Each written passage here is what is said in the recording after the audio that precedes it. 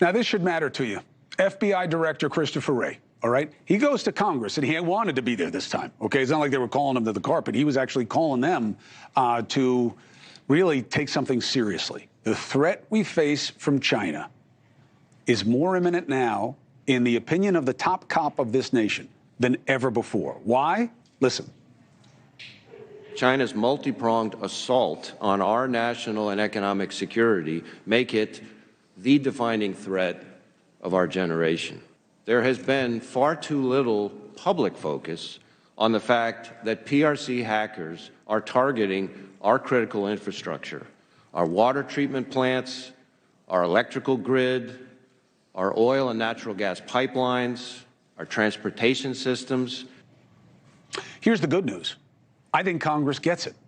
And we have a guest here who's going to be pivotal in the discussions about what to do about it. All right? So, ranking member of the House Select Committee on the Chinese Communist Party, Democratic Congressman Raja Krishnamoorthi. It's good to have you. Thank you so much, Chris. So, Raj, was there consensus, to your understanding, among right and left that this matters? 100%, yes. Everybody, I mean, you could hear a pin drop. People were listening intently on what Christopher Wray and Paul Nakasone and other very distinguished witnesses were saying, which is that the CCP, the Chinese Communist Party, has pre-positioned or is attempting to pre-position malware in critical pieces of infrastructure, not to collect intelligence, right, but to potentially damage or destroy the infrastructure and, you know, basically in the process harm a lot of Americans. This ain't a balloon, in other words. No. So, two questions. One, the reach out directly. And should that be the White House? Should be a letter from Congress? Should it be here? You know what I mean? How do you say to China, are you going to own this? Or are you going to say this isn't you? You know, don't you need some kind of confrontation here? We can already attribute it, and that was confirmed by Christopher Wray as well as Nakasone. We can attribute all this malware to the CCP in their campaign called Volt Typhoon. The more difficult part, Chris, is destroying all the malware, because it's in all these different pieces of utility that are locally owned, sometimes owned by private operators. And so you got to raise awareness, and I think that's what they were trying to do here at this hearing. Why isn't this seen as an act of war? If they were to shoot and destroy, God forbid, the power grid of Baltimore, okay, you guys would take it one way. This, they can do just as much damage, but there seems to be a nonchalance about cyber warfare. Why? If that malware were activated, causing any kind of damage, it would be an act of war. And that's what Paul Nakasone said. It would be engaged at the level of a war, and there would be a response. And that's something that I made clear in my testimony, or in my question line, which is, you know, look, CCP, what goes around comes around.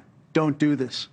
And they say, yeah, you do it to us already. And this is the kind of new state of play on the espionage level. But I think it has larger implications, as does the question of who decides how America responds and when. So you take this issue, and it really does lead us right into President Biden supposedly has said, I've agreed on a plan with the military. We're going to go after Iranian assets, really their proxies assets in Iraq and Syria.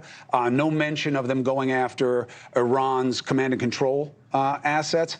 Why is it okay for a United States president to really take military war actions against a foreign entity without Congress's approval? I don't think that's okay.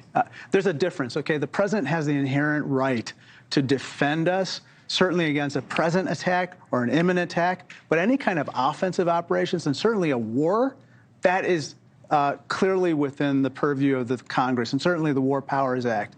And so I think there's a lot of people here in Congress who are like, don't start invoking the 2001 and 2002 authorizations of use of military force related to 9/11 or Iraq. That has nothing to do with But the House won't do what the Senate did. The Senate, maybe they're earning back their idea as the deliberative body. They said that the two authorizations for use of military force, AUMF, the ones from the late 90s and the early 2000s, they're done. The House won't take them up. And they won't do that. And it seems like you guys are okay with presidents doing this because it takes the pressure off you. There's probably some truth in that. I voted to repeal it. A lot of my colleagues did as well in the House, and it failed. I think we have to repeal them, get them off the books so that, the president's... They got to come to you. He's making plans. He's saying, yeah, we've figured it out. Without you? Exactly. Look, the American people don't want endless wars in the Middle East, okay? And this is something that is loud and clear. My constituents say this all the time. Do we have the right to defend ourselves? Absolutely. But offensive operations, a war, a wider scale war, that is not something that they want. Do you think the Speaker will want to move on this, or you think he'll just want Biden to do it and hope it goes bad so he can use it against him? I don't know.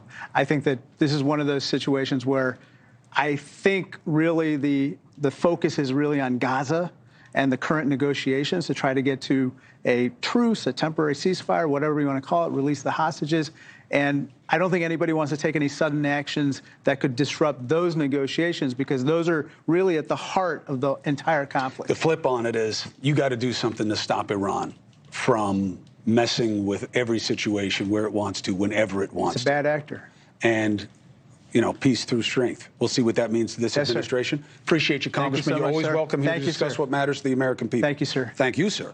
All right, we're going to take a break. 3 minutes, 45 seconds.